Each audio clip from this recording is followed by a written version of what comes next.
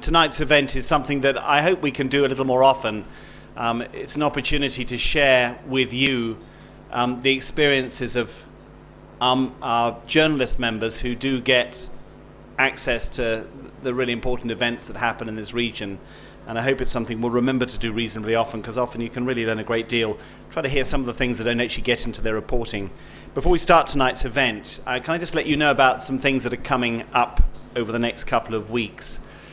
Next Wednesday, on the 25th, we've invited the American ambassador, the new ambassador, Glyn Davis, to come and address the club.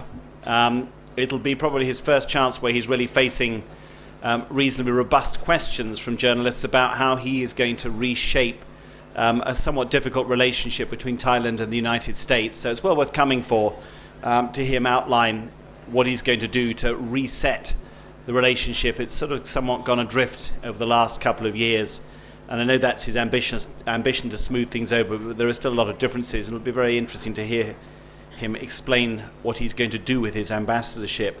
On the 2nd of December, we're showing a film at the club, a really remarkable film, following a woman journalist, photojournalist in Afghanistan, and really exploring how photojournalism, which never actually used to exist in the country, has become a viable profession. It's a very powerful film. If you've got the chance, do come. And on the 3rd of December, we're planning to hold an evening looking at the strength of Islamic militancy and jihadism here in Southeast Asia. Many of you will recall that there was a resurgence of it in the aftermath of 9/11, particularly with a group called Jemaah Islamiyah, which was quite effectively countered, particularly in Indonesia, where it was responsible for atrocities like the Bali bomb. But in the wake of what just happened in Paris, we thought it would be good to explore how strong those various movements are, whether there's been any resurgence. We've got some really outstanding speakers, including Sydney Jones, who's probably the foremost expert on the subject, coming in from Jakarta via Skype. So please come if you can. Those of you who are not members of the club, do consider joining. It's well worth it for being able to come to the events, and it's a very congenial place to come. We are encouraging anybody who comes here casually to try and think about becoming a full-time member of the club. Let's get on with tonight's events. I was among a number of journalists who were very privileged to watch historic events taking place in Myanmar at the beginning of this month, when we covered the election campaigns and then the election itself on the 8th of November, and saw something which I think many Burmese people never expected they would see in their lives. A freely elected government, and Aung San Suu Kyi and her party, the National League for Democracy, which has campaigned for an end to military rule for the last 27 years, resoundingly winning by a margin that almost nobody could have predicted. Almost more remarkably, listening to the people who had ruled Myanmar for the last half century, the generals, the military, who'd been so hostile to the NLD, agreeing that they could take over. There are many caveats. The military has retained a great many powers.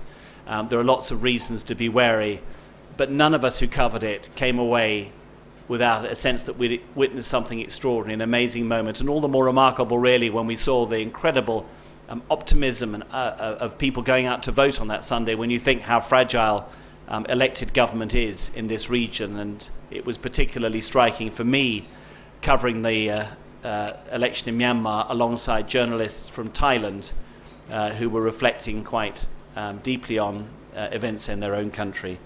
And we're very privileged to have, I think, three of the finest journalists who've been reporting on Myanmar for the past 5 years or so, or even longer in some cases. Patrick Wynne, who reports for the Global Post.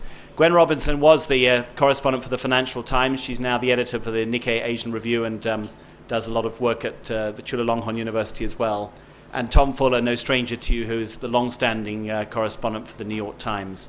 I'd like to start, Patrick, perhaps with you at the end, and perhaps reflect a little bit on some of the most striking things that you observed in the build-up to the election.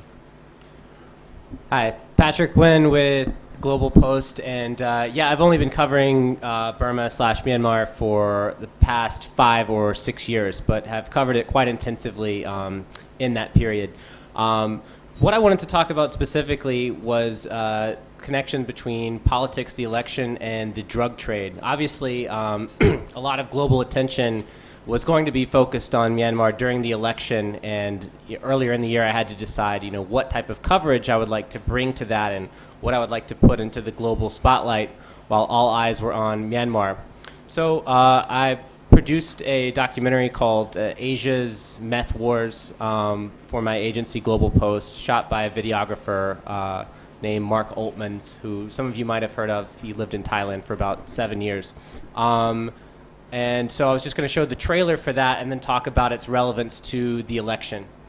And I have been to FCCT events where people derail this with long videos, but I promise it's only a minute.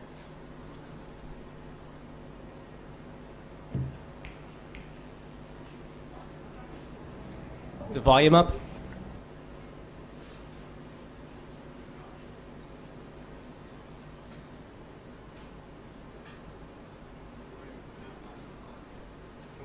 Can we have the volume turned up? I need to do it?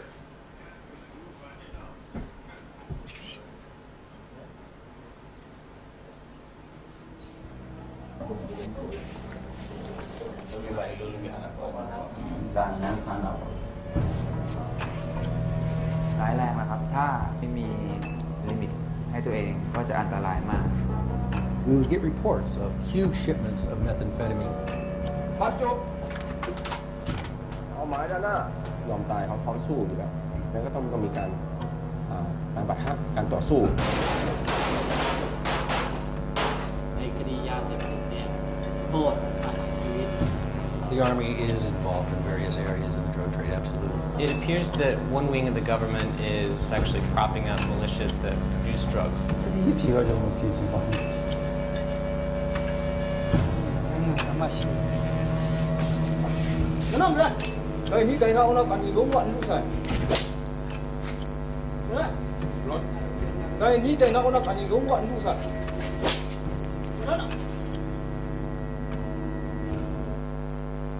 So I don't know how well you could hear that or if that was just added more confusion to this, but I'll bring this back around to the election.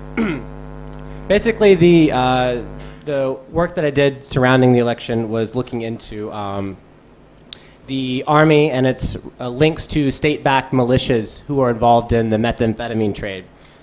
These militias go by two titles, People's Militia Forces and Border Guard Forces. Border Guard Forces are even more deeply connected to the military and usually have Myanmar Army officers embedded within their units.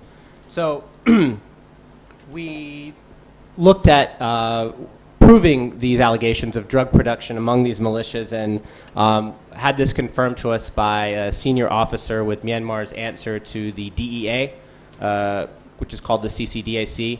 And then with a gentleman who recently retired as the head of the U.S. DEA office in Myanmar. To explain the way that this works, the Army obviously wants to expand its reach into so-called rebellious areas. So it offers militias a really amazing deal. And that's if you hold down turf for us, if you provide us with intel and help us defend against ethnic armed groups, then you are allowed to engage in pretty much any type of black market crime that you want with impunity. And the most lucrative black market crime you can engage in is the methamphetamine trade, even more so than the heroin trade, which I know Myanmar has there's a lot of heroin coming out of Myanmar, and the reputation surrounding the Golden Triangle and all that is heavier, but these days meth makes more money. So what does this have to do with elections? Well, the drug lords running these militias, or their proxies, some of them have held office under the USDP. Now, I think a lot of these guys, I haven't been able to ascertain this fully, a lot of these guys have been kicked out by the recent election, but not all. In one of the most northernmost territories in Myanmar, in Kachin State, there's a warlord named Ting Ying. And I'm not just calling him a warlord to be incendiary. Even the Myanmar Times, which has to be more conservative because they operate in Yangon, they're calling him a warlord in their headlines as well. He oversees 3 state-backed militias, and civil society groups have accused him of trafficking drugs, among other things.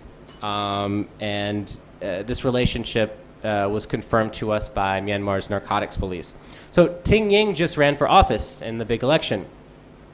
And he ran as an independent, sort of a USDP-friendly independent. During the election, he told the NLD to stay off of his turf. He said that his area was a peace zone and that the area was not ready for reforms, basically saying, you know, screw your reforms, that they don't apply here. The NLD ignored him and went up there anyway. They filed some complaints and went up there anyway.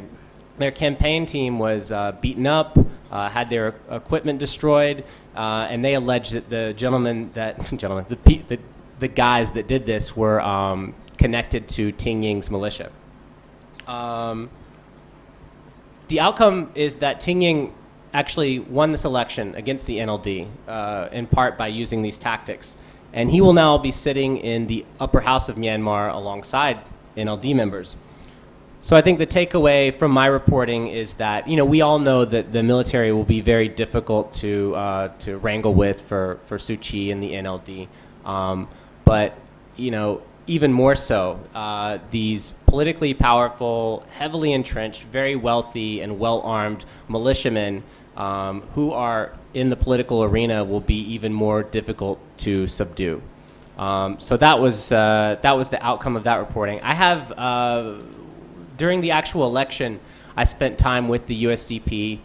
I think my angle was sort of, let's see who's going to vote for, quote unquote, the bad guy. Because the army and the USDP on the world stage is often portrayed in sort of a villainous light. So let's see who their supporters are and their motivations for voting for the USDP. I have to say that their campaign rallies were pretty sad. Most of the people there, a lot of them were low-level civil servants who were given the day off and told to go cheer and sing for the party. I embedded on the campaign trail with this USDP candidate named Zarchi Lin, who comes from a family that's connected to the Ministry of Forestry. And she was very chipper and upbeat and basically offering all of the residents of Yangon where she was running roads, cleaning out ditches, basic government services she said would improve if they stuck with the ruling party.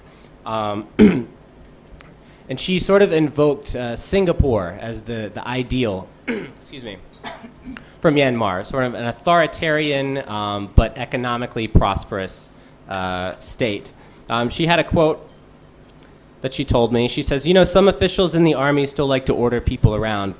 We're trying to get away from that. You shouldn't be ordering people to vote for you. Our high-ranking officers mean well when they give orders, but people just don't like being told what to do. So basically, she's saying we'll offer an authoritarian light.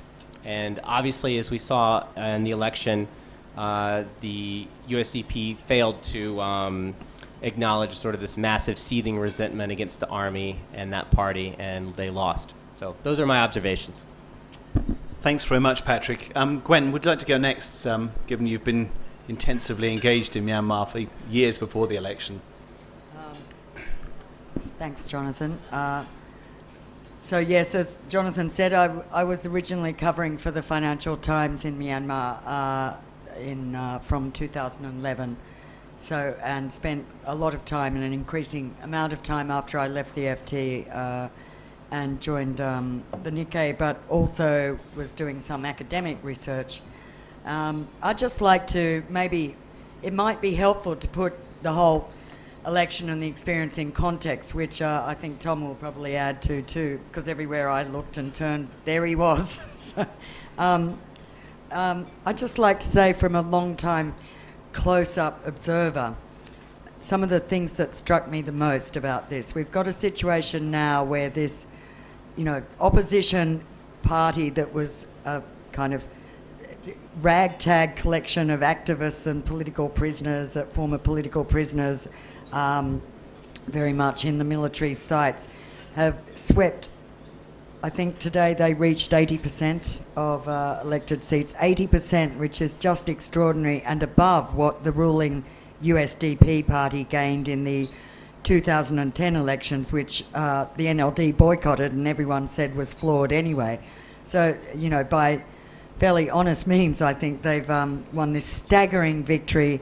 What was clear to me, which wasn't that clear beforehand, was the sheer volume of people, the fervour with which people wanted change, which, you know, I'll go into later, but in signs like things like the collapse of votes for ethnic parties in their own states, ethnic parties were wiped out.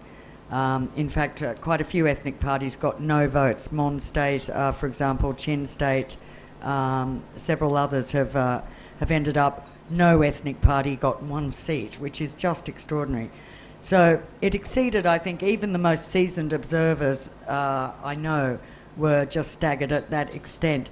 And I think this fervour, we could see elements of it leading up. I've been coming and going for all year, and you could see this slow motion build up and little rallies and lots of people getting involved. And one thing the NLD has is endless groups of volunteers. So everywhere you go, there's young people, old people, retirees, all kinds of people working in these ramshackle little NLD offices in every country town you go into. I mean, small country town, I'd sort of count at least 3 or 4 offices, which are just little old houses with NLD hung outside, full of volunteers doing things.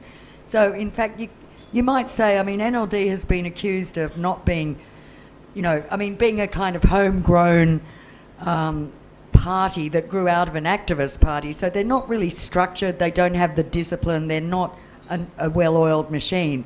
But actually, you know, they made up for that with this sheer volume of help and goodwill and massive, almost a de facto organisation that reached countrywide. Secondly, what really struck me was the peaceful nature of the vote. So on the day, I mean, you know, journalists and even a lot of human rights groups, Human Rights Watch was there, I don't know if anyone's here from Human Rights Watch, but they sent people out into areas around the country that they thought might be trouble spots. And they had a couple of anchors hanging around the main hangout in downtown was the Traders, now the Shangri-La Hotel lobby. And there was the Human Rights Watch, Phil Robertson, many of you know him, sitting there all day. And I kept popping by saying, is anything wrong, Phil? Have you heard anything from any of your troops? And then finally, at the end of the day, he said, you know, I'm just staggered. We have not had one report of a really major incident, violence, or an upset. He said, it's actually quite nice to be able to say that. So that was really, I think that also exceeded, one's become very cynical about Myanmar, and I wasn't even here, well, I was here in the 80s, but I wasn't inside Myanmar. But when you think about the fear and the false hopes and how many times the military's promised things and then annulled elections, there was no trust. I mean, you know, the idea that they have honoured these results, that the election went ahead, there are quite a few little irregularities. There being, you know, there's been some complaints, but it's very important to realise that with a margin as big as that for the NLD, Aung San Suu Kyi does not want to make a big issue of these irregularities. And if you push too hard and say there was great irregularities in certain areas, then actually it throws your own big victory into question. So I don't think we'll see much fuss about the irregularities. Also, another thing I think that's been put forward in the press, often I see the Union Election Commission, the government-backed body that ran the elections, often criticised, blamed. I mean, I do think that this body was just extraordinary the way they pulled it off with very little resources. The voter lists, as you might have all heard, yes, it was full of dead people who didn't exist, or, you know, some people had names twice. I'm from all the observer teams. There were 2 big observer teams, EU and Carter Centre, that gave press conferences on the day and are putting in comprehensive reports. There is no suggestion of systemic fraud or manipulation of voter lists from a central thing. I think it was sheer incompetence, and the fact, I think a lot of media really overlooked the fact that they had never done anything like this before. And in fact, I think last time, what I think ruling party people don't want to say is they kind of held elections the way they wanted. So I'm sure there were stuffed ballot boxes, fraudulent voter lists. This was actually the first time that they were playing clean. And the head of it, a retired General Tinay of the Union Election Commission, I think acquitted himself very well. And, really they did the best they could in a short time. The wobble just before the elections, where it became a big story for about 8 hours when a report went out that Tinay had proposed postponing the elections, was a major internal freak out, where they kind of thought they couldn't make it. The voter lists were not going to be ready. They didn't have the materials out there, too many areas affected by floods, all that sort of thing. But they overcame that, and so I think that was really noteworthy. Another really striking thing was the losses of the ruling party and the major figures, very dug-in people. The head of the party, the co-chairman, U Tayu, who I covered for a while, went to his campaign in the Ayeyarwady region. So did Tom, he might talk about, and so did Jonathan, famously. Actually, yes, VVC's told you much more than Hintada than you ever would want to know, possibly. So the chairman of the ruling party, who was so confident, and actually, I have to say, I mean, Tom reckons that he could tell right away when he walked in and talked to a monk who said he hated him or something, but actually, I went to rallies where there was a lot of ordinary old folk and ordinary folk who were very grateful to U Tayu for funding a lot of... I mean, he was smart. He's an old fox. He was agriculture minister, so he was able to deliver to his heavily agricultural district full of rice farmers. I think they benefited from having the agriculture minister as their member of parliament. But also he funded a lot of not universities, schools and hospitals. So I kept running in at these rallies to people who were saying, my life was saved by going to the hospital that day. I don't know, I mean, maybe they were being paid to say it, but there was clearly some affection for him, and he'd been there a long time. Not only that, some other big scalps to go were Uong Min, the minister who is in charge of peace negotiations. So I'll get to that at next, but I think that's got a big consequence. And in fact, his constituency was 2,000 people, and everyone thought, well, he can buy that 10 times over. Well, he didn't buy it, and I don't think he tried, because it would have been relatively cheap to buy a constituency of 2,000. So that's the other point, is that the massive scale of losses on the part of the USDP, I think, proved the strength of the allure of the NLD, but I think it also strongly backs up this perception that there was vote buying in a lot of places, but I don't think it was on a major scale that saved any of these people. They couldn't do it. They might have given gifts, they might have given some money. Aung San Suu Kyi cleverly kept telling people, take their money and vote how you want, which made it all right, I think, for a lot of people, but still. So the USDP is hurting very badly, and I think it was very interesting to see the way these guys took the defeat as well. I mean, I would have thought, if you're like part of a junta or sort of the ruling party for 50 years nearly, that, I mean, the party didn't exist 50 years, but these are the ruling elites, you'd think that there'd be a lot more bitterness. We might see some dark forces come out down the track, but actually the politicians themselves have taken it on the chin. They've turned up at Parliament this week. This is the reconvening of the old Parliament in its final session, which is until January 31st, right? So, you know, they're trying to put a brave face on it. I went to a meeting on Sunday that the incumbent President Thein Sein had with the 92 or 3 political parties that all ran in the election, which was quite a moment, actually. A big hall, all these leaders of political parties, the vast majority which lost badly, and then a whole bunch of NLD triumphant, victorious leaders sitting there as well. And everybody talked to each other, congratulated the winners. You know, the president went round, shook hands with everyone, and then urged everyone not to hold grudges, work together. You can say this is all words, but I think for someone who's watched Myanmar for a long time, it's really amazing to see scenes like that, and not see, you know, people bundled off and the winning party having results annulled and sort of put in jail or whatever. So, you know, that would be a very big factor, I think, is the huge loss of the ruling party and what will come next.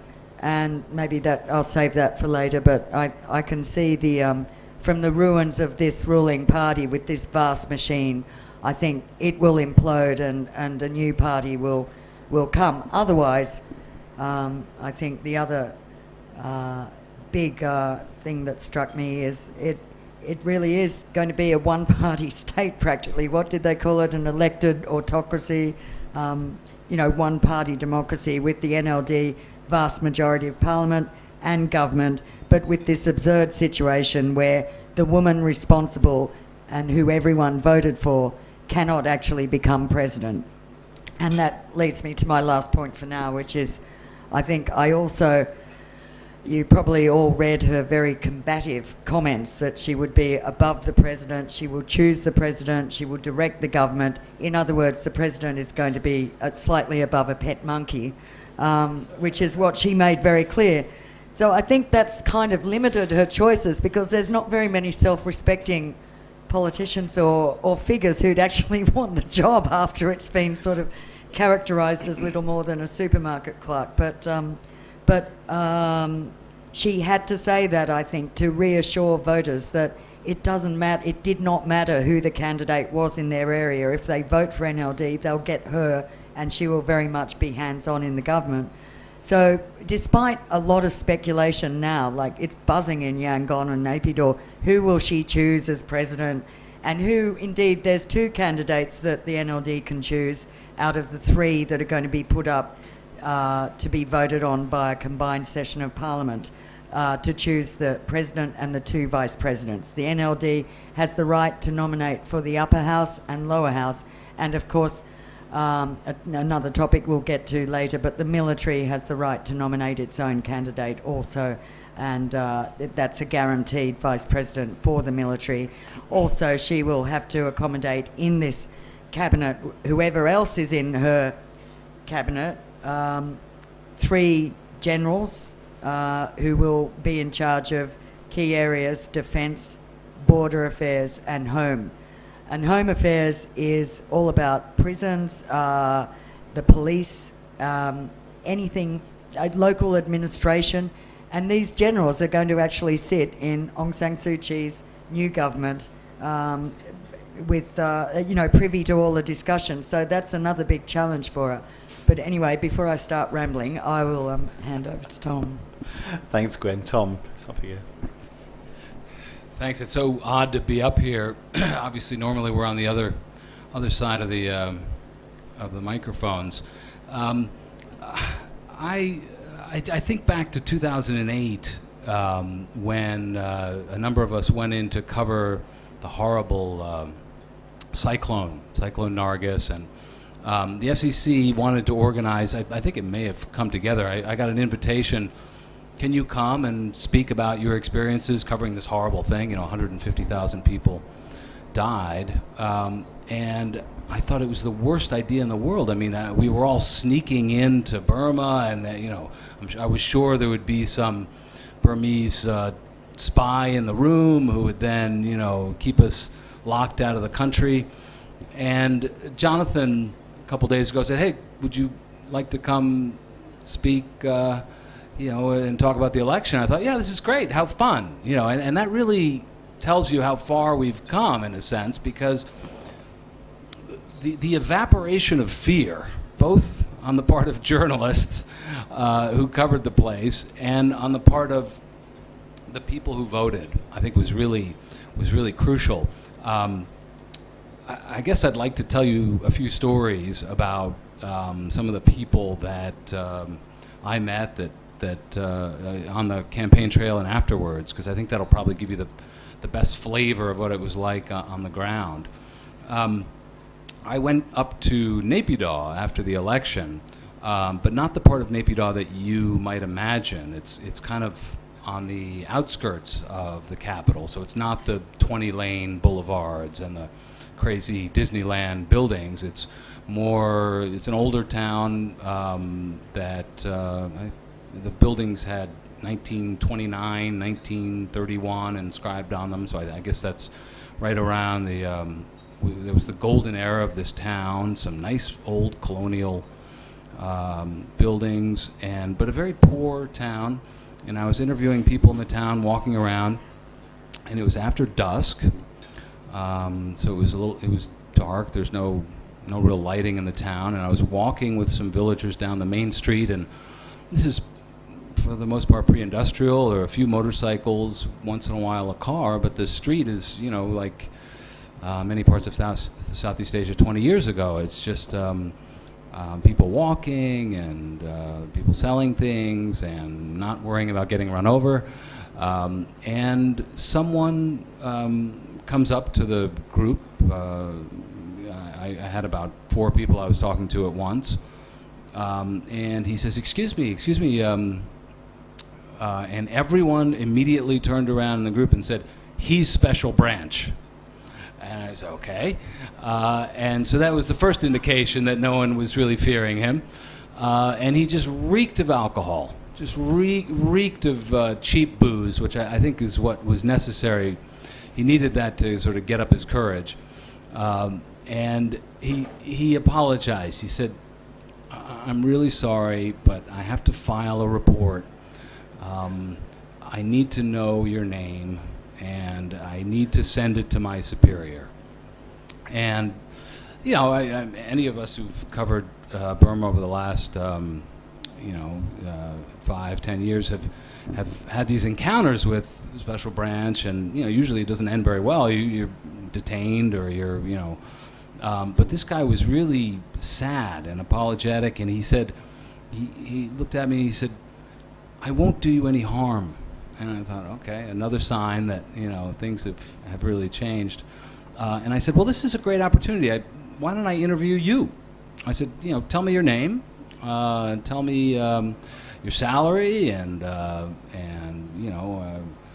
what do you think about this election? So we talked for a while. I think he made, was it 5,000 chat a day, about $5 a day, which is not bad.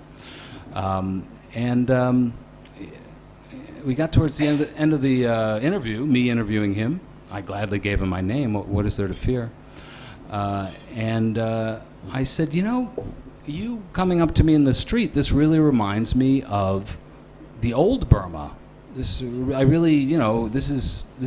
seems sort of out of character for this free election, and why did you have to do this? He said, well, they were orders. And I said, well, when are we going to see the new Burma?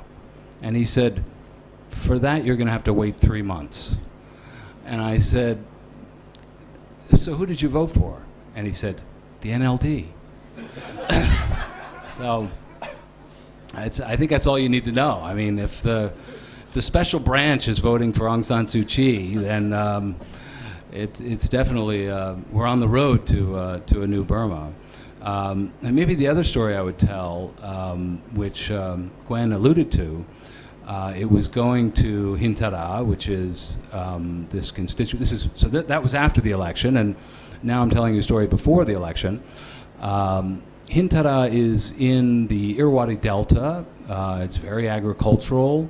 Obviously, it's the rice basket of the country. And U Teu, the chairman of the USDP, is from there, and he's the local honcho, and I think that's why all of us were attracted to this constituency, to try and take the temperature in a place where USDP had a lot to lose, and where they would be able to use the means at their disposal. I mean, U Teu presumably could pull some strings in the party. He's the head of the party.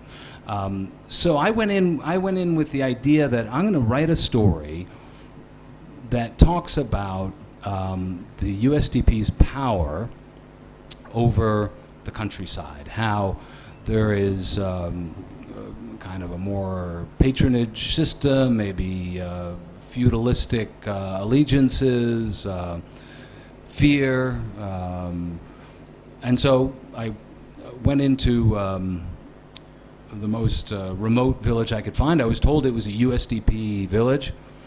We left the pavement, and it was a half hour down a very bumpy road.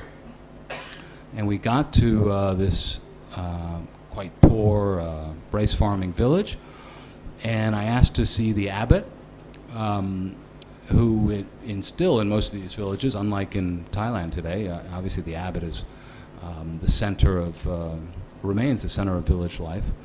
And so the abbot had been visited by U Teu a few days earlier, and U Teu had given him some crimson robes in a plastic packaging with his and his wife's name inscribed on it. So it was a kind of the campaign present that he was giving to all the abbots and all the villages that he went to.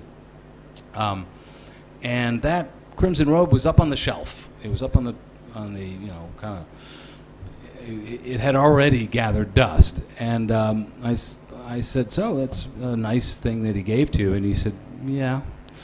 And the abbot, we needed to break the ice a little bit, but he said, look, I'll tell you honestly, my personal opinion. I'm not supposed to be involved in politics, but there's absolutely no way that I will vote for the USDP. They came here, they asked for my support, I smiled, but there's absolutely no way that I will support the people who in 2007 massacred monks. And I think it's something that we forget. I mean, we were so focused on Mabata, the Buddhist nationalist organization, and their efforts to try and, turn people against Aung San Suu Kyi via anti-Muslim rhetoric and nationalism. But what about the past 50 years? I mean, that was still very present in people's minds. And what about 2007? What about 1988? What about the misery of living under Ne Win? So he said, this village is going to vote NLD. You can, you can believe me on that. And so I went into some houses. You wandered into some farmers' houses, and I was struck by when you ask people, he said, "Who are you going to vote for?" They didn't really hesitate. They said, "Dosu." It was almost reflexive. And they didn't know who I was. These were areas where they'd never really seen foreigners, so the fear really had evaporated. And I remember one woman in particular, I said, because you were always in these conversations asking why, and really not getting anywhere. And with her, I kept on trying. I said, so why do you like Dasu?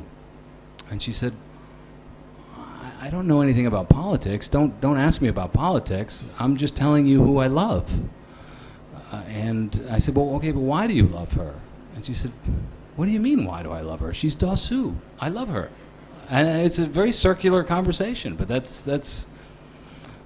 was it. It was, she is our hope. So I'll leave you with those two stories. We can continue. I mean, I'm sure there are other people here who maybe were in Burma who have, observations, things to say. So maybe we can. Well, I think we can keep it as a kind of conversation going, really. I mean, we've got a lot of people here. There is a microphone, I think. Yes, it's there now. It's just appeared. Feel free to come forward and engage our panel in any questions you've got that have arisen out of their observations. They've probably got a great deal more to say. Please. And if you identify yourself as well, please. George McLeod, PwC Thailand. So when you describe the sort of smoothness of the Myanmar election, do you think that could have anything to do with the NLD being sort of sufficiently co-opted by the business elite and the military elite in Myanmar so that she's not seen as a real threat? What you mean, just to clarify that, do you mean when you say sufficiently co-opted by the business and military elite to not be seen as a threat?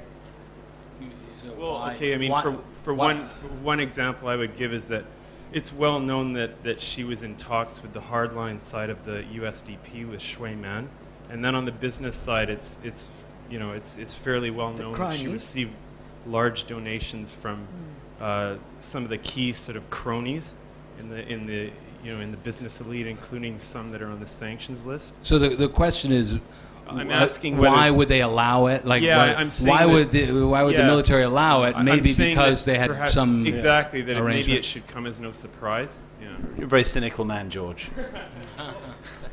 Well, there's two things. One is, I think, basically, she is from the moment she entered Parliament, won by-elections in 2012. 12. April 2012. It's all one big blur. April 2012.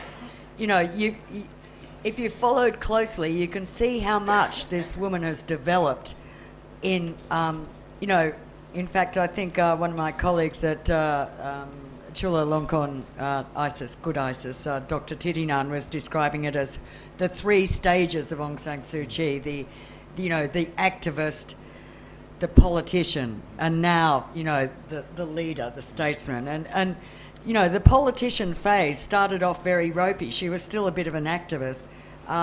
And she's become more and more pragmatic. On the downside, that meant that, she would no longer speak up for unpopular issues, human rights issues, such as the plight of the Rohingya Muslims, which she's been very criticised for.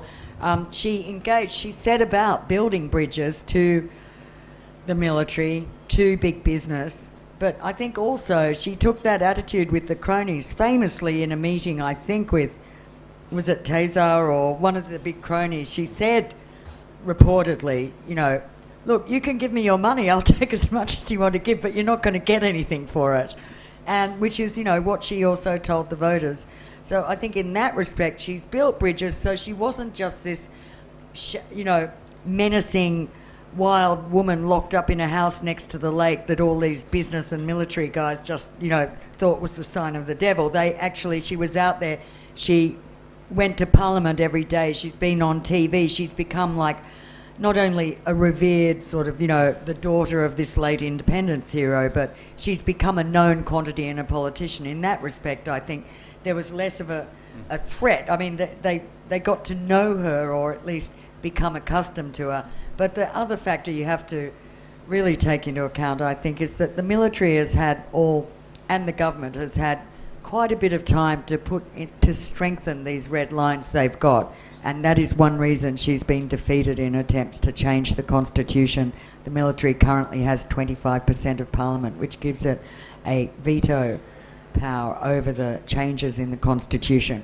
That is the only reason some people say that they allowed this to go ahead, because they knew that they'd be safe up to a point in being able to hold the line against letting her sweep into the presidency.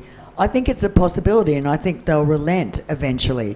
But this is what I think makes the peace process so important, which is that as long as there's conflict in this country, and there's been an upsurge of it around the election period and since in Kachin State and Shan, and as long as there is that, the military can quite rightly justify its existence and its need to have, forces and have authority to conduct operations. And as long as they're doing that, she's in a very awkward situation. But I'd say in terms of being accepted and the military and the business elite letting her go ahead, they were fully prepared for this, and the military at the moment has these red lines, which it has strengthened in various ways in the last year, including, really consolidating its hold in the bureaucracy. There's a lot of military in the bureaucracy, whether it's the Labour Department or I don't think there's too many in the culture department, but there's quite a lot in various other parts of the bureaucracy. I think one of the interesting things is the way our perception of Aung San Suu Kyi has changed. And I think as journalists, you're trying always to meet the expectations to some degree of the people consuming your product. I mean, she was up there as this incredible icon, immensely charming. I mean, every man who ever went to see her in that house went completely sort of wobbly-kneed. She's a global class celebrity. And then when she was released and then she became a member of parliament, people suddenly discovered that she had to be a politician. There was a huge amount of kind of, oh my God, she's not what she thought she was. Look, she won't say a thing about the Rohingyas, which she wouldn't. You know, she's dealing with these military guys. She's taking contributions from the cronies. I think we can now look back and judge her, I think, a lot less harshly. I mean, I think she did a couple of very interesting things. When she became an MP, one thing was that, because she had to decide what to do, she was a Nobel Peace Prize winner. She was a icon where you could, you know, stuck her up in posters all over the world, kind of Che Guevara figure. What's she going to do now? She has a humdrum member of parliament job, and she's leading a faction in parliament. And one thing she did was she absolutely threw herself into parliamentary work. It was something she got excited about, and sort of legal work, and worked very hard to make parliament function. They hadn't had a parliament before, and I think she was quite successful, in particular with her relationship with Shui Man. She did some very striking things that wouldn't have been good for her image as a sort of saviour of democracy, but to show herself as a deal maker. Very early on, you might remember back in 2012, there was a very bitter row about a copper mine up in a place called Leppadong, and near a town called Monowar, where it was sort of Chinese company was digging out copper, and the locals were in uproar about land being taken over. It was a horrible situation. And a lot of activists, and particularly monks, sort of radical monks, who then eventually joined the radical Buddhist movement, came, and everyone jumped on board this, the NGOs, saying this is outrageous, the government's got to deliver justice. You had a massive Chinese company there. She went in there and argued for restraint and for moderation, and that people, she said to people, you're not going to get what you want, and you can't just kick the company out. She was pilloried for that. But I think by doing so, she was showing the military and other people, I can do deals. I'm not just going to stand on my pedestal. And I think I would argue, I would agree with Gwen, that she's faced a lot of criticism in the last 4 years, but the way she's handled the last week of the election has been, you know, really very impressive. In particular, you know, with this massive victory over the military, she's been very careful to keep her followers fairly subdued, no triumphalism. She avoided having a big celebration when she passed the threshold of winning in Parliament. She is maturing as a leader, even though there's still huge doubts about her ability to be a national leader and to be a party leader. Yeah. Michael, do you have a question? Plenty, but I won't give them all. We've talked about Aung San Suu Kyi. The thing she's been pilloried about is, as Jonathan's just said, the Rohingya. What issues were motivating people to vote when you were talking to the electorate? Did anyone raise the issue of communal violence, or does it seem to be they saw this election as an opportunity to wash out the military from government, not maybe realising, as Gwen has just said, that in the past year they've been quietly embedding themselves here, there and everywhere?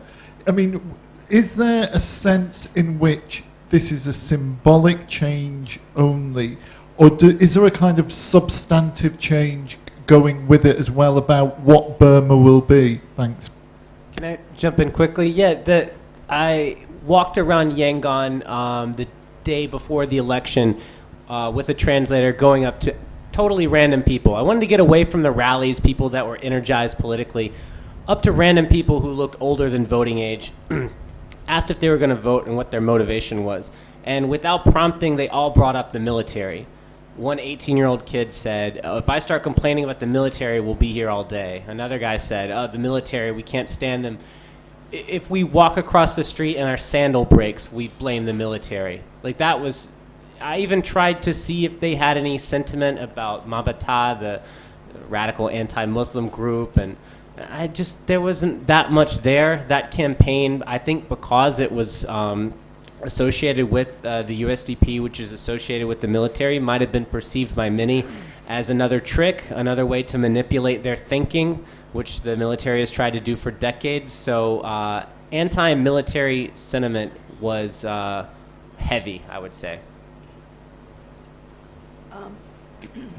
I would say, the other thing on Jonathan's very good point about her restraint, about in the aftermath of the victory, I'd say the one lesson she did learn was in 1990, with the elections where they were fairly free and fair. The NLD won a huge landslide, and she was crowing straight afterwards and made mention of taking the generals to The Hague, you know, and boy, that was it. The next thing, they annulled the result. I mean, and you know, that, I think that actually was a very big lesson. So, you know, I think that's worth noting. And on this issue about the military, well, I can't agree 100%. If you talk to maybe hip young kids on the streets in Yangon, but you know, it's a weird mixture, because let's not forget it's a very big military for such a poor country. It's like, you know, officially, you can't get exact official figures, but you know, they claim maybe about 400,000. I think realistically it's probably more like 280,000, 300,000. That's still, if you think every military man has a vast family, there's a lot of people out there who have relatives who are connected to the military. On one level, older people, and also a lot of people in towns they see the military as guardians of you know, the country.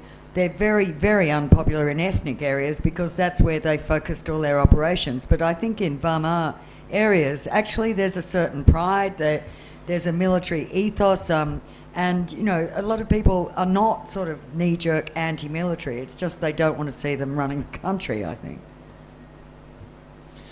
I guess I could add one thing about Suu Kyi. I think the jury's out. I don't know if we have seen an evolution or if we've just seen an incredible outcome in an election and her really being vindicated in her assertiveness.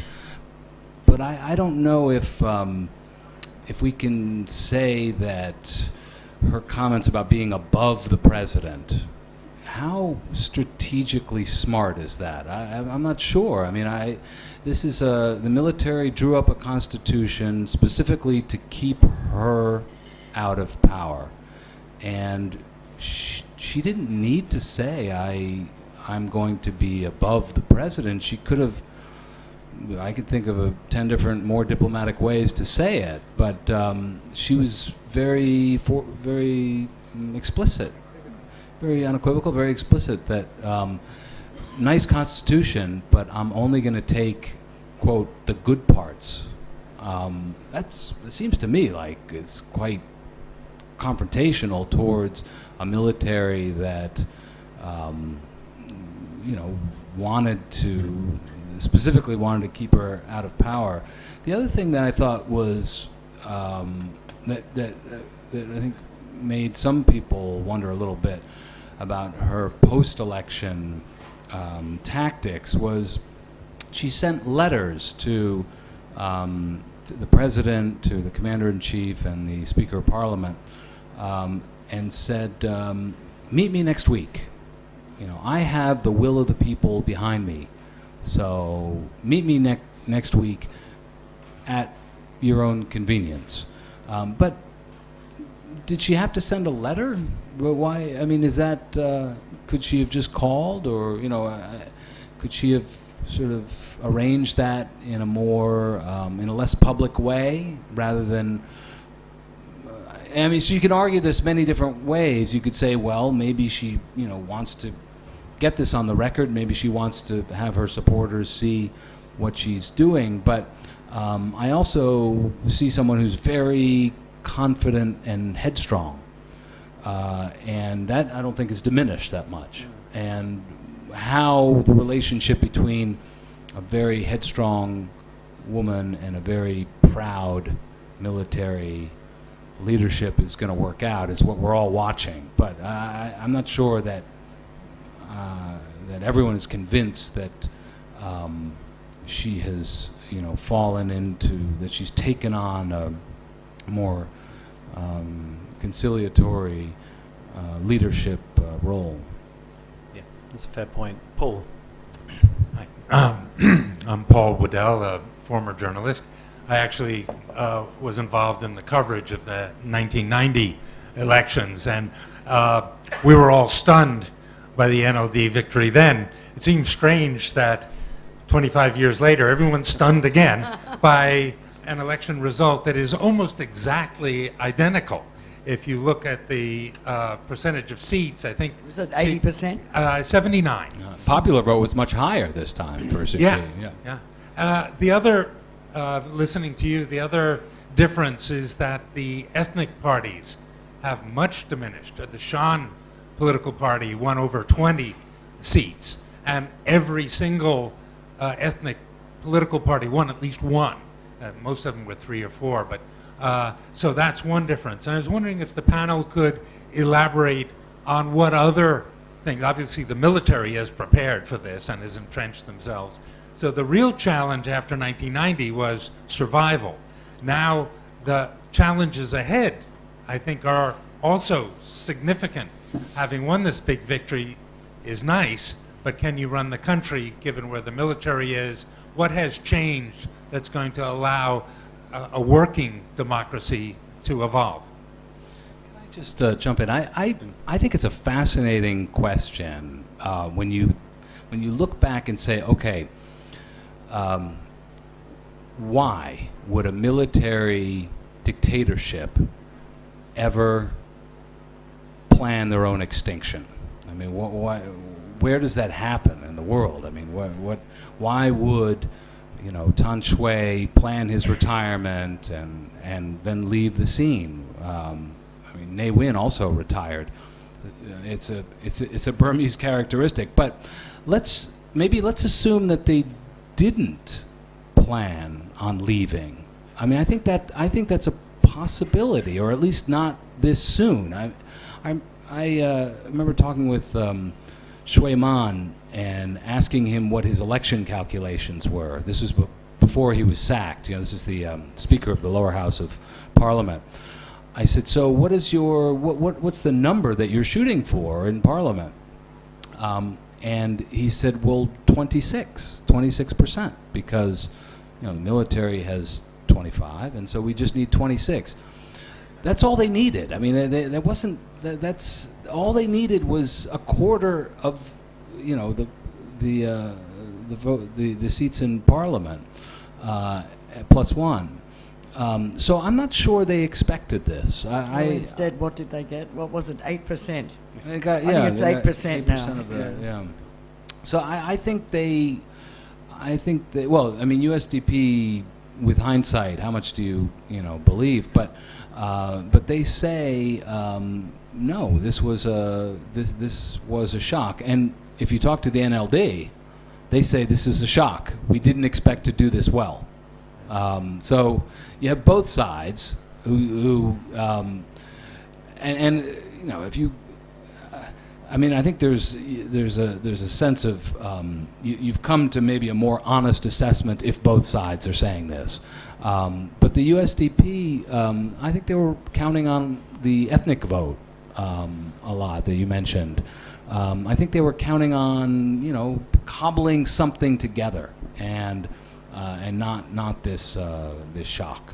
How much do you think the whole Mabata thing, I mean, this is one of the interesting things that sort of cropped up in Myanmar in the last 2 years, this growth of this Buddhist movement, Mabata, and I noticed it was very much part of the USDP's campaign. But USDP people I spoke to who weren't just stunned peasants, had been given a T-shirt to listen to U Teu, people who are actually a little bit higher up, when you asked them about why do you support USDP, none of them actually said, oh, the usual slogans, unity, security. They all said, oh, protecting our religion, our nation, our race and religion, which is the Mabata slogan. And, you know, the USDP clearly latched onto that Mabata idea. It was a tactic, I think, because they realized their core message of steady as she goes just wasn't exciting enough to deal with the NLD. I don't think there's any doubt in my mind that Mabata was very much government and USDP sponsored. And we saw a lot of rhetoric about Mabata beforehand, but actually just before the election, I mean, I don't know your experience, aside from a few slogans mouthed by USDP supporters on rallies wearing the T-shirt where they had to come up with something, nobody else ever brought up the race and religion thing. People just said it's not an issue. I mean, except obviously exceptions like Rakhine State, but most parts. And I wonder whether perhaps, you know, in the end, the USDP's tactics, that what they'd hoped to do, just completely fell flat. Nobody realized how weak their arguments would be. Could it be that our Western journalist bias drew us to that story, and it seemed very exciting? I know when I first started reporting on 969, which is sort of the predecessor to Mabata, if you guys remember 969, it's this Buddhist numerology based. Yeah, Weiratu. How many people are going to interview this guy? Weiratu, the Buddhist bin Laden and everything. It's a very sexy story for the Western media. I don't know how many fans this guy actually has. Yeah. I really don't know. Well, I think there's there is a fair indication from the size of Mabata rallies that were being held around the country that they, everywhere. I travelled through Rakhine State, Shan State, Bago and Ayeyarwady, and everywhere I went, I saw, Mabata convoys going through town and things. But I mean, it wasn't like masses out in the street, but they were clearly quite a widespread phenomenon. And also, there was a lot of trouble with all these nasty leaflets and propaganda campaigns. So it wasn't an insignificant group. The estimate is they claim, some of them variously claim 5 to 6 million members. But, clearly, I mean, that collapsed as well. You're right. I mean, maybe most of the Mabata members voted for NLD. I'm sure they did. They loved her and had her in their hearts, actually. It was so reassuring, just from a human perspective, to see. The USDP campaigned on roads and religion. We're going to give you infrastructure, and we're going to uphold our race and religion. Those were the two messages. They had advertisements, showing the chaos that would ensue. We need to keep our nation strong. If you don't vote for us, things will collapse. And obviously they worked very closely with the Buddhist radicals. And when you talk to voters, and the context being that, how do we put this? Burma has a deep racism problem, has a deep anti-Muslim problem. I mean, this is fertile ground, very fertile ground. I challenge anyone to ask a Burman Buddhist what they think about Muslims and to get a positive answer. I mean, it is deeply, deeply ingrained. But when you ask voters about that, and you said, so, the song is in the background. The USDP would play these songs when they were traveling through villages, and the song was, vote for us to protect race and religion. And voters would say, when they started this Mabata campaign, I thought it was really good, and I volunteered. I thought this was great. I do think we're under threat. I do think that Buddhism is being threatened by Islam, by this, population explosion in Bangladesh, and they're going to come invade us, and they're going to take over the world, and, but don't manipulate my racism. It was something like that. It was like it's a great slogan. It's like, I am racist, but don't manipulate that.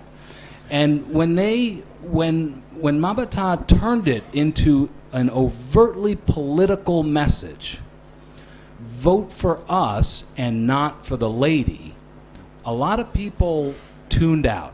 They said, wait a second, what's your real intention here? Is this to protect Buddhism, or are you just trying to win an election? And I thought it was very heartening to see that such a blatant attempt to harness racism and nationalism fell flat. And when you look at other countries emerging from authoritarianism, the Balkans is a good example, ex-Yugoslavia, nationalism and religious issues are always exploited. They always go for that, and it's always the way to, we can't deliver bread right away because the country's in shambles, but, vote for us because we will protect XXX. So I thought it was really very heartening. I thought it was a fabulous story that, wow, it wasn't the defeat of racism, it was the defeat of the manipulation of racism. So another question, Johnny. Johnny Miller from Channel 4 News. Gwen, I was really interested to hear you say how you felt maybe the generals one day would relent on the presidency issue. And Thomas, you were talking about how on earth would these generals who ruled these nearly 50 years as a dictatorship, and longer if you consider the past 5 years on top, how on earth would they actually really plan for their own extinction and have that set that up? Well, I saw something you'd written in the Times about just the degree to which the military has its tentacles right across not only the politics and the security infrastructure, but the economy as well. And I confess to having been Bertled on the way out of Burma. But I met Bertel in the airport, and I asked him for his take on what he'd just witnessed there. And So that's a verb. to be Bertled, absolutely. So Bertel had an interesting one. He said, look, they are in a position now to just having set up the 25% in Parliament and being in control of the economy and the military and the security agencies and all of that, they are in a position to just watch things fall apart. They're going to spend the next 2 or 3 years just trying to trip her up in every way possible. And it might be crime waves in Rangoon, the police not being able to handle it, and all of that sort of thing. What do you think, all three of you, is the prospect for an NLD government 5 years down the line? Will they have found it so impossibly difficult to rule because of this that actually they'll never ever get another 80% again? Wow. Crystal balls. I think you've raised some good points, and as I said, I think the military went into this having even further strengthened their reach and the red lines. But there's so many issues, as you say, and one is that from the very start she'll be sitting with 3 generals in her cabinet, whoever's in there, and I think the other thing is, as you say, these sort of the feeling amongst maybe some of the establishment that give it time and they'll screw up, and maybe some darker forces wanting to push that along by, as you say, crime waves, or I think Thein Sein in a way was undermined by some of those dark forces as well, with the staging and the fomenting of some of the sectarian violence, and you can see that happening actually down the line. There are a lot of people undeclared at this point, because we can assume that 80% of the country's voted for it, don't forget, but actually, and there's a lot of goodwill. There's a lot of people who want this government to succeed. So, back to Paul's question about what has happened to make this, to enable them to rule. There's a lot of goodwill, but the dark forces there's any number of ways they can trip them up. And on top of that, I think I covered the Philippines in the 80s and the rise of Cory Aquino. And that is, I keep thinking about the kind of neophyte, well-meaning, former, persecuted activists and political prisoners and retired school teachers and people like that who came in. Going through the country, every second NLD candidate I met was either a retired school teacher, someone who'd spent 8 years in jail, didn't have any... no one had ever had any experience that would ever suggest to you that they should be involved in running a government at all, apart from a very small handful. So even now, with the top guard of the NLD, as you probably know, a lot of them are sort of over 80, and a lot of them have spent a lot of time in jail. There's almost no one from business. However, Aung San Suu Kyi is smart, and the stakes are so high, and she's so determined to make this work, that I think what has escaped us in the media, because you can't stuff articles full of names of people, that readers don't recognise. There's been an influx of talent back into the country as a result of investment, but also a lot of this expat Burmese talent coming back also wants this government to succeed, and I think she can draw on a whole new constituency of talent, whether it's financial, like Burmese bankers who are coming back, or Burmese who've been working in London or New York, some with UN experience, whatever. You know, a lot of them are coming back. So I think there is that. And I've just interviewed one of the winning candidates for the NLD is a businesswoman who actually has been running her own very big jewellery manufacturing business for many years, and is also one of the heads of the main business group, UMFCCI. And she, you know, I know that she'll probably be involved in some way, because the NLD at this point at the top has so few financially, economically savvy people. But, you know, the fact that they're there and the goodwill is there could counteract. But I think this is a great moment now, and I think you'll see it not being so great in the next couple of years, and there'll be bad screw-ups, and they will be tripped up on various occasions. But as some, you know, the people I interviewed that were more middle-class, educated voters who had been either in the middle or more conservative, but all of them said to me, look, you know, we're not stupid. We know the potential for, you know, whatever, for, you know, we know that this is a neophyte government. We know that, you know, there's not much experience in there, but we want change more than anything else, and that's what they're getting, and they're prepared for that. But I think discontent will set in at some point. And quickly, how corruption-free is the new government, is the NLD rather? Corruption is a grinding fact of life in Myanmar, and it's something that people have to deal with every day. Can Aung San Suu Kyi corral in the worst instincts of her acolytes within the NLD? Will this be a relatively corruption-free government? I can't imagine that it will be. It would be an amazing accomplishment if she had a limited corruption government in the next year or two.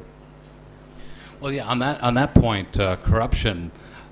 Where is the corruption in the Burmese government? It's in the local offices where you go in. You have to register any house guests you have. You have to, you know, give them. Every time you apply for a job, you have to get these certificates saying you're a person of good moral standing. It's all these legacies from the past. All of that is controlled by the Home Ministry. The Home Ministry, Suu Kyi does not control in the new government. Who would fight corruption?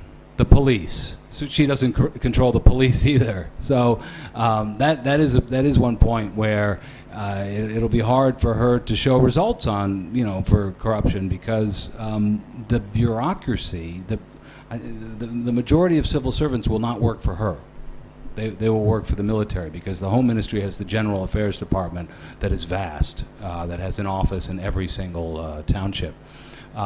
But going back to the question of what can she do, what will the resistance be from the generals? Well, when she won the by-election, 43 out of 44 seats, it shocked the generals. And the reaction was Metila, that horrible massacre which came just after the by-election. And Metila voted USDP, didn't it? This time. Yeah. This time. Interesting. And the last time they voted NLD, Win-Tain, who could, I think he would have lost had he stood there. But so anyway, the point is that should we be watching for something like that? I mean, is you know, even before a new election takes power. Jonathan was saying that, you know, the last time there was a discussion like this at the FCCT was in 1990, and everyone was crowing about how amazing it was, how well the NLD did, and then, according to the account, someone ran into the room and literally said, "The generals have canceled the election." So keep a watch on that back door there. So, you know, we're not there yet for sure. The other factors, I think, are there's a bad global economy. That's not a great time to be trying to lift the fortunes of your people. The infrastructure is still so terrible that they do benefit from what Thein Sein's government has done. There's some factories that are just coming on stream now, and some infrastructure that's just coming on stream. But it's Burma is more India than it is China when it comes to economic performance. It's not a country that's going to jump up and scream ahead like Vietnam, I think. And the infrastructure is a major problem. Infrastructure not is enough a power, huge not problem. enough roads. Yeah. But I think one of the things that I think for all of us is, you can ask us questions. I think the election was amazing. What happened was quite incredible, and I don't think anybody can take away from that. And actually, I think there is something almost magical and sacred about seeing people casting votes when they really counted and they knew they counted. I mean, we get pretty cynical about democracy in our own countries where people are very jaded about politicians. To actually watch people voting, frankly, remember the 1990 election was actually for a constituent assembly, not for a government. So for them, it was the first time in 55 years they've been able to vote for a government. And the preciousness of that, I won't forget that, how much it meant to them. But we're all left with questions. What will Aung San Suu Kyi get distracted by her obsessions with trying to shift the balance of power and claw back something on the constitution to get more control of these ministries? Will that distract her? Will other things distract her? We just don't know. None of the parties, and she as much as the rest of them, have actually laid out in any detail at all what they're going to do. Sorry, another question, please. I'm Andy Silver, a retired un-American. In previous months, I read reports that Shui Man was likely to be an intermediary between the NLD and the military. Is that still policy? Is there any role likely for Shui Man in the new order? Shui Man. Gwen. I've studied this. I went to Bago to Shui Man's new constituency of Pew, a week before the election, and watched him campaign and also hung around a bit. There's this huge debate going on in sort of Myanmar watching circles about, is Shui Man finished, or is he sort of about to rise phoenix-like?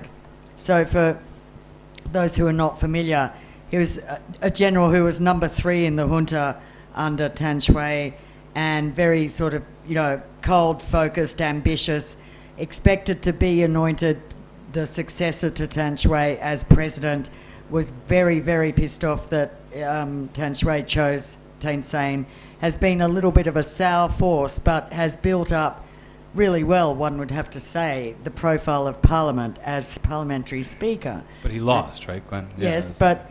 So I was getting to that. So you've just ruined my story. 3 journalists on the panel is too many. Yeah. So anyway, okay. So he built up Parliament really well, and he was very, very ambitious. And then, improbably and amazingly, suddenly, he and Aung San Suu Kyi started getting closer and closer. And in fact, it became very evident last year that they really had a dynamic going there of great cooperation and consultation and collaboration on issues, all kinds of issues that were coming up in Parliament and about Parliament, and so close, in fact, that she actually began defending him and defended him extremely strongly the night he was ousted as the USDP ruling party chief in August. And he was also shoved out, really, of his constituency in Naypyidaw, which is heavily military. So one thing is very clear, the military hates Shui Man.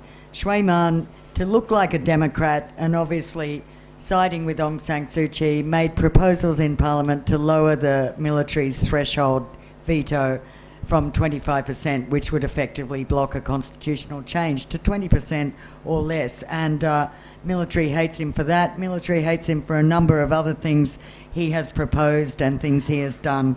He's also gotten up the noses of the Thein Sein faction of the USDP by trying to block Thein Sein's ministers from running under the USDP banner before the election. So he signed a death warrant in a way, in various ways, and this is played internationally very well, where he's kind of metamorphosed into a Democrat who truly was trying to come to the ladies' rescue, was really concerned about reducing the military's role in politics, etc., What his motivations are, he hasn't been really clear, but I can guess that they're not very altruistic. But anyway, she seems to like him very much. So now that he's lost his seat he left his constituency in Naypyidaw and went to his hometown, where he didn't exactly grow. He left when he was young, but the family is there. And everyone thought he stood an extremely good chance. I interviewed the NLD candidate, who was an old retired, actually he wasn't retired, he was an old man. He was about 70, I think, and I said, what were you doing before you entered politics? And he said, oh, nothing, I've never had a job. And I went, oh, you've never had a job? Nothing? He said, well, I ran a little grocery store in town once. I'm like, okay, great. So that is the candidate who defeated the powerful speaker number 3 of the junta. So I think that was a bit humiliating for Shui Man, but he's been a good loser, and he immediately congratulated the candidate. He is now back as Speaker for this final session of Parliament, and kicked off the day by warning everyone that they must not hold grudges as losers, and everyone had to work together. So he's been behaving very well.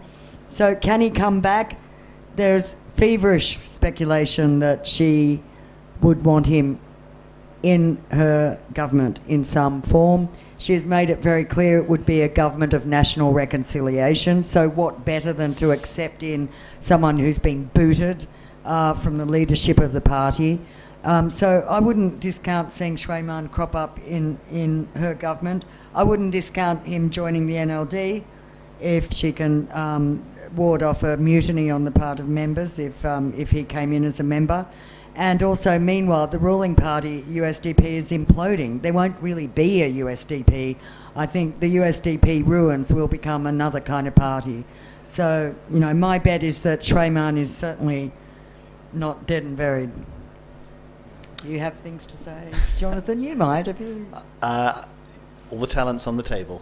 Well, no, I mean, there's a quirk in this constitution, which is that the ministers are appointed by the president, and they cannot be members of parliament.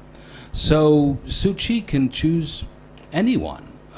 She could choose Shui Man. She could choose noodle vendor.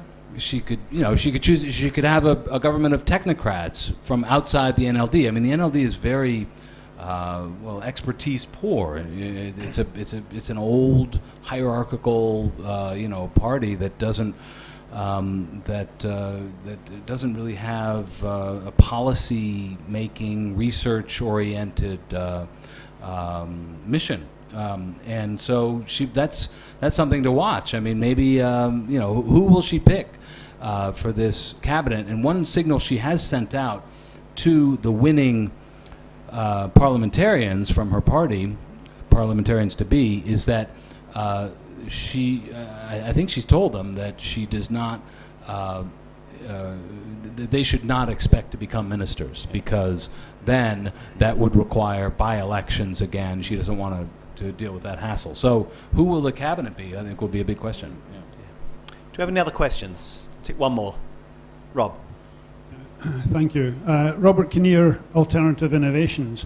It's actually a couple of points that both Gwen and Thomas raised. It was in an interview with Jonathan's colleague Fergal Keane last week, when Sue explained there would be no kind of Nuremberg trials at all. She put that on the record quite clearly. And regarding the issue of leadership and who's controlling the party, she explained that point very lucidly as well, when she said, well, in most other countries, when there's a democratic election, it's normal for the leader to become the president or prime minister. And she said that's the case here, but the bloc has been put in place. So, and he also said, Fergal said, that was rather blatant on the nose kind of comment. She says, well, I'm being fully transparent. So I think she's quite clearly put it on the record that what she's doing. But the point I would like to raise amongst you all is, I worked in Mela camp up in Mae Sot 20 years ago in the refugee camp, and 10 years ago I managed to get in and walk through the place. So this year, just a few days ago when I was up hoping to assess the refugees' response to this election. I couldn't get near the place other than walking up the road, and I was blocked all the way down. That camp had 5,000, now it's got 50,000 people in desperate conditions. So I was wondering what effect this result may have on Burmese refugees within the Thai border.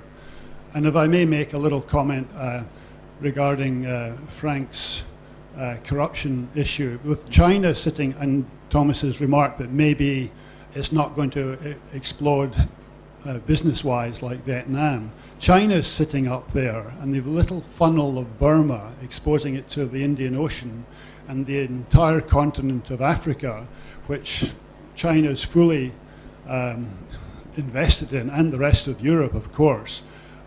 Surely this is going to be a very, very strong temptation for the Chinese businessmen to influence decisions in Burma.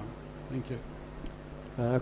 Quickly about refugees. The reason that refugees have come to Thailand is because conflict between Myanmar's army and ethnic armed groups has made their villages unlivable. And I don't think the NLD has too much sway, other than perhaps trying to charm the military into better behavior. And I don't think that's going to be terribly successful. The NLD can't control the army, so it goes back to what we've been saying a lot this evening. Is the peace process that's been going on, grinding on, is it dead now? So about, I think, half of the major ethnic armed groups signed on to the peace process. They've made some slight overtures towards Suu Kyi about trying to sort of get it back going again, but no, I don't. It seems sort of very muddled right now. Well, it was interesting that the peace process, the current government's peace process, was most successful on the Thai border, not on the Chinese border. So the Karen, the Mon, the Karenni, and it was interesting to see. I don't know if there's any connection, but those are the areas where the NLD really swept all the seats. I think not one Karen party won, right? Yeah. And this may also be related to your question. One theory of why the ethnic parties, especially along the Thai border, didn't do that well, and I think it's just a theory. So it would have to be borne out by an analysis of voting patterns, but was that people did come back from Thailand. Burmese, well, in this case, Karen and Karenni, came back from Thailand and voted, and they had a more national sense than an ethnic sense. Because they had lived in Thailand, they were bigger supporters of Suu Kyi, were more aware of Suu Kyi. Maybe they were there when she went to, do you remember when Aung San Suu Kyi came to Thailand, one of her first trips abroad, she went to Mahachai, to the fishing, to the canneries there. But there's maybe some interplay there with the the 2 million plus Burmese who live in Thailand who went back to vote, and did they push the NLD over the edge, over the top in some of these constituencies? Yeah, that's a good point. Can I just leap in two quick things? One was on the peace process. I think what's happened, the dynamic, as Tom said, there was this separation which was blamed on China's sort of interventions, and you had like this split between ethnic armed groups. Basically, there were 16 that were actually in negotiation with the government, but there was another 3 completely outside that the government would not recognise, including the Kokun group, the Kokun militia, who were basically, waging a strong campaign. And I noticed Thein Sein lifted martial law in Kokun today, actually. But I think what was important, it was greatly sneered at that the incumbent government, pulled off this what was called a half-baked peace deal and made a big ceremony in October where only 8 of the 16 groups that were in negotiation would sign, and they were, as Tom said, the Thai border groups rather than the northern ones. But actually, I have to agree with, I think the Minister Ong Min, who lost his seat, the one in charge of peace negotiations, said even one is better than none because it puts a marker down. And it's true. They have now established a dynamic with 8 groups that means a document has been signed, which is a national ceasefire agreement. And what's happened is they've started already this week the process of political dialogue, putting it together. There's a whole dynamic now going. There's a joint military commission that is the Tatmadaw, the military, talking with the military side of the ethnic armed groups. That's separate from the political dialogue, and that is going along, and that will continue regardless of who's in power. I think that's a military to military thing, talking about, I don't know, weapons and cantonment or whatever they're talking about. But the political dialogue, I think any incoming government, and she knows this too, will have to address this. You can't put it away, you can't put it on the back burner. And the idea after 4 years of, I think they sort of added it up once, I think there was something like 3,000 meetings over the last 4 years, going, the number of documents, the number of people involved, the idea that you could wipe it all away and the NLD would then be in charge of starting all over again with a whole bunch of neophytes who have no idea how to negotiate a peace deal, was terrible. And I think it's a good thing, actually, that they did cobble together some kind of deal. And on the other point that was made, which I thought was good about China, I think, China is, in terms of the whole international relations thing of Myanmar, China is a huge issue for Aung San Suu Kyi, and it signifies a lot of things. But for one thing, which has been neatly left for her, although Thein Sein might have thought it would be him having to deal with it, when that massive dam was cancelled in his first year in office, the $3.4 billion Midzone dam, he said he cancelled it for the term of his office. So now, the Chinese are lobbying vociferously. She's been to Beijing. She met Xi Jinping when she was an opposition leader, very unusual. She was received as a leader. She met all the top people, and now China's in there. And she knows now, in her pragmatic politician mode, I think she'll be picking her way very carefully in this sort of minefield of diplomatic rivalries. And China is very determined to claw back and make relations and try and keep the US at bay, as well as Japan, because Japan has been rushing in. So, do you want to say something? No, I was just going to say. Thank you. Susan Walker, humanitarian and disarmament worker. First, I want to thank all 4 of you, because I followed you closely on Twitter, and your reporting was incredible, and I retweeted all of you, I think. So thanks a lot for your efforts. I have 2 questions. One is on NGO development, how the country will work in the future, and second on human rights. On the NGO side, one of my colleagues in Burma said that, as one of you mentioned, the military are in all the bureaucratic positions, and my colleague would go on a purely, let's call it medical issue, and the bureaucrat he was meeting with didn't want to know anything about the program, but just did he have his permission to travel. So what do you see as the future for either international NGOs or the local NGOs in developing the country? As you said, infrastructure, things don't run. Is there hope for that, and will that change? And second, on human rights, back to the program, you mentioned minefield, Gwen, the real minefields. There were just two girls killed by mines. Do you think they're going to allow any demining programs to go on? And the second question on human rights, I mean, the practical politician, and I agree with Jonathan. I think the elections were magical, having been here in 1990. And she immediately, Aung San Suu Kyi, immediately post-election said she will protect the Rohingya. Is that going to happen? And what about releasing political prisoners? I saw the 2 students stopped their hunger strike today or yesterday. So just your thoughts on that. Thanks. Very big topics for our last question. It's all right. NGOs and human rights. Yeah, one quick observation about NGOs and foreign aid in particular. I think that Western governments are very eager to be able to plausibly call Myanmar a democracy so they can start providing a torrent of aid. And I think the NLD will be instrumental in steering that aid to the right places. You mentioned Rohingya as well. Yeah.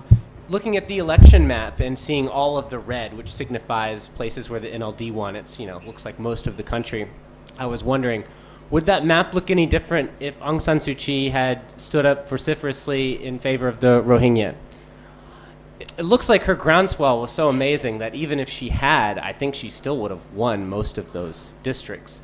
So she has a lot of goodwill and a lot of capital to spend. I think that she can afford to say more in favor of the Rohingya now, even though it's just going to appease the international crowd. The domestic crowd, it's only a liability. Yeah. Sadly. I absolutely agree. It's just it's an opposite perception, outside, inside.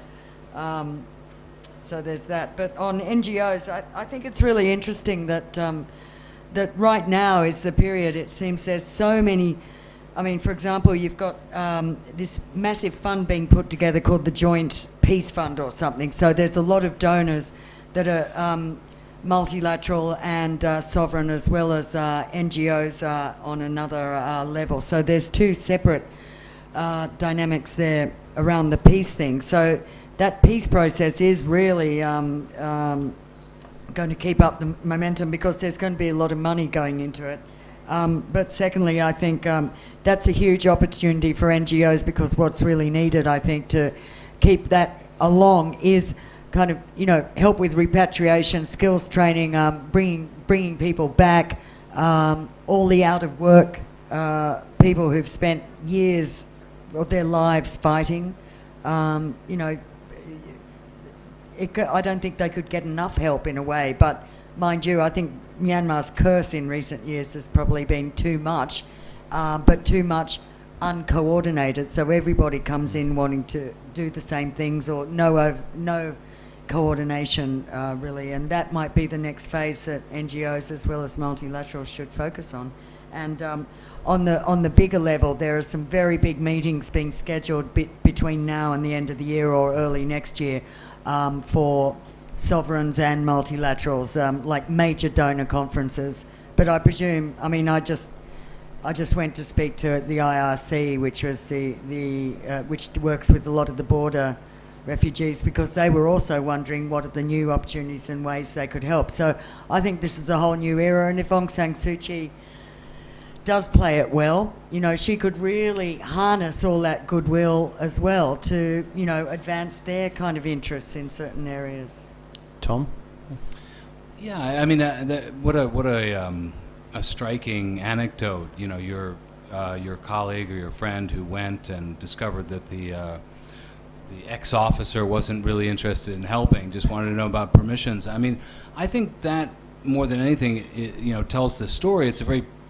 If you look at it from a very practical point of view, the areas of Burma that need help are areas of conflict, where the military will be still very strong and still will be much stronger than the local government offices, so you're still dealing with the military there.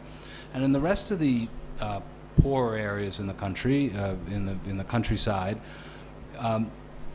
it's this general administration department. It's a very basic, practical, I think, analysis, but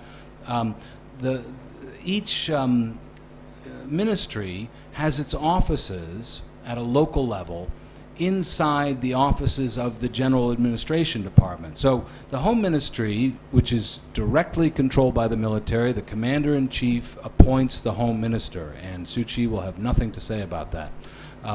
So that the Home Ministry has these general administration department offices all around the country, and the other ministries, fisheries or agriculture, which Suu Kyi will control, they are inside of those offices. So and those GAD offices are usually run by former captains and lieutenants, and so you still really have a military structure in place, and that won't change. At least with this after this election, you still have a former officer who runs the local government office, and that is the interface of the local people and the central government.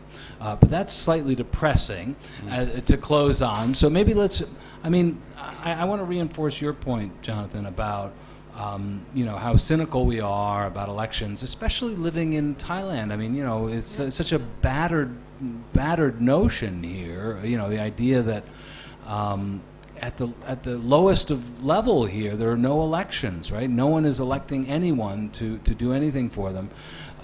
And to see, to meet a voter, as I did on the day of the election, 65 years old, and he said, "I was so excited this morning. I got up at 4 a.m., I couldn't sleep, and I studied the pamphlet that they'd given out on how to properly stamp my ballot."